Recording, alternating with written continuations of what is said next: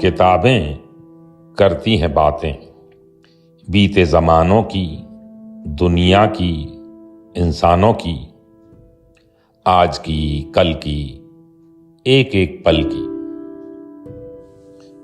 खुशियों की, गमों की, फूलों की, बमों की, जीत की, हार की, प्यार की, मार की।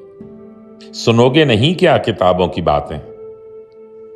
किताबें कुछ तो कहना चाहती हैं, तुम्हारे पास रहना चाहती हैं। किताबों में चिड़िया दिखे चहचहाती कि इनमें मिलें खेतियां लहलहाती। किताबों में झरने मिलें गुनगुनाते, बड़े खूब परियों के किस्से सुनाते। किताबों में साइंस की आवाज है, किताबों में रॉकेट का राज है। हर एक इल्म की इनमें भरमार है, किताबों का अपना ही संसार है। क्या तुम इसमें जाना नहीं चाहोगे? जो इनमें है पाना नहीं चाहोगे? किताबें कुछ तो कहना चाहती हैं, तुम्हारे पास रहना चाहती हैं।